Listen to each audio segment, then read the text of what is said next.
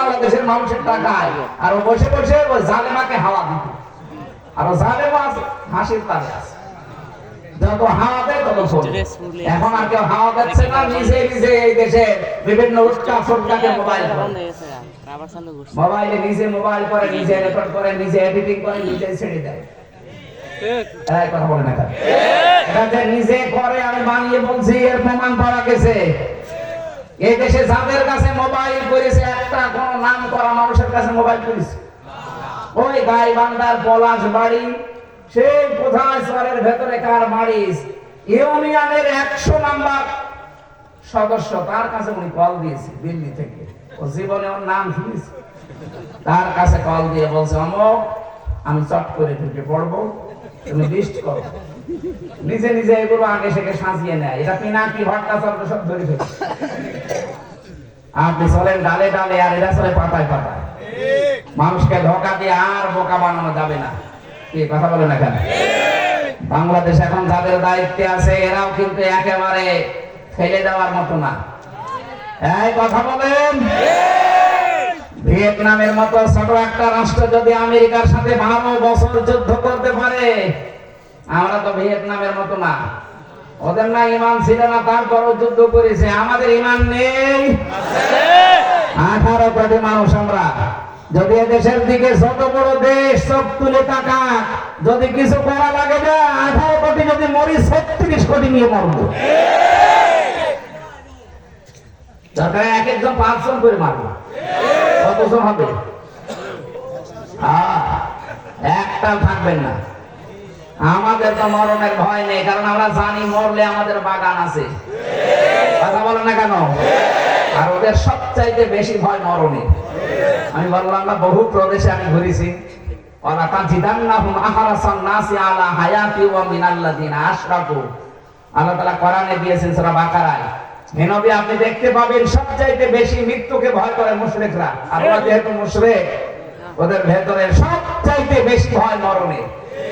শুধু মরণের রাস্তা একটু খুলে দেবেন আপনাকে ভাই না বাপ বলবে শুধু ব্যবসা বন্ধ করে দেব এই ঘোষণা দিয়েছে এখন বাপ ডাকতেছে আমরা তো নিষেধ করিনি আমার মনে হচ্ছে জানুয়ারির 20 তারিখ আসুক দেখেন ট্রাম্প যদি একটু নড়াচড়া দেয় ও ট্রাম্পকে দুলা ভাই ডাকবে আর আমাদেরকে তখন দুলা ভাই ভাই ডাকবে এই কথা বলে নাকি আমরা ছোটতাতে কি হয়েছে বিশ্বের সবাই এখন জানে বাংলাদেশের সংখ্যালঘু কোনো নির্যাতন নেই সাম্প্রদায়িক সম্প্রীতিতে 1 নম্বরে আছে বিশ্বের 257টা রাষ্ট্রের ভেতরে বাংলাদেশ সুবহানাল্লাহ বলতে পারেন না জালেমদের থেকে আমাদের শিক্ষা নেওয়ার বিষয় এদের এত বড় শিকড় আল্লাহ যদি কেটে দিতে পারে আমাদের তাও কাটতে আল্লাহ বেশি সময় লাগবে না এজন্য আমরা যেন অন্তত সামনে যারা যাবেন তারা যাবেন আমরা জানি না যারা যাবেন জনগণ যাদের চাই আপনি যেন জুলুম করবেন না জুলুম যদি করেন অনেকে তো আশায় বুক বেঁধে আছেন যে আমি অমুক বাজার অমুক ঘাট দখল করব দখল আমির জামাতের বক্তব্য শোনেননি ইসলাম এই দেশে আসে এই দেশে কেউ সাদাবাজি আর দুর্নীতি করতে পারবে না এই কথা বলেন না কেন এই দাবির সাথে আপনারা আছেন না কারা কারা সাদাবাজির পক্ষে আছেন হাত তোলেন তো আলহামদুলিল্লাহ এই জেলায় কিছু মাথা খারাপ মানুষ আছে আমাদের মাথা খারাপ হোক কিন্তু বেশি খারাপ যেন না হয় যে একটা হালকা তার কাটলেও অসুবিধা নেই বেশি তার কেটে গেলে সমস্যা আমরা কিন্তু শিক্ষা নিয়েছি এই যে সামনে যারা আসবে তারা জনগণের মালিক হবে না জনগণের খাদেম হবে আপনি সে পিরোজপুরে যান এখনো যান পিরোজপুরে আল্লামা সাইদের এলাকা আমি বাংলাদেশের সবচাইতে বেশি অনুষ্ঠান করেছি ওই জেলায় হিন্দু পর্যন্ত ওখানে যদি 100 জন মানুষ থাকে তার মনে হয় 65 জন হিন্দু ওরা পর্যন্ত বলে দেখে মাওলানা সাহেব মাওলানা বলে মাওলানা সাহেব মানুষ না উনি একজন দেবতা একটা হিন্দুর মুখ থেকে এই কথা শোনা যায় তাই ব্যাপার না আর এই কয় বছর যে দায়িত্বে ছিল সেও একজন দাঁড়িয়ালা মানুষ তার নাম শুনলেই গালি দেয় বলে একটা টাটকা নির্ভেজাল শয়তান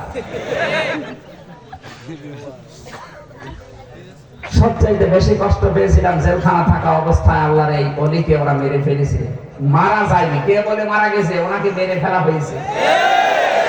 ওনাকে মিথ্যা আশ্বাস দিয়ে বলছে আপনি অসুস্থ, চলেন। কোথায়? ঢাকা।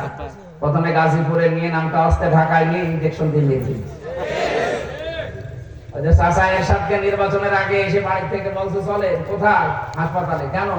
আপনি অসুস্থ। বলছে না আমি অসুস্থ না। আরে আপনি অসুস্থ। এইভাবে বলে কোরআনের পাখিকে ওরা বের করেছিল যে আপনি অসুস্থ, আপনাকে চিকিৎসা করে ছেড়ে দেওয়া হবে। দেখেন না শেষের হাসিটা, এই হাসির ভেতরে সব আছে। আমার মনে হয় এখন এই মোস্তফা জামান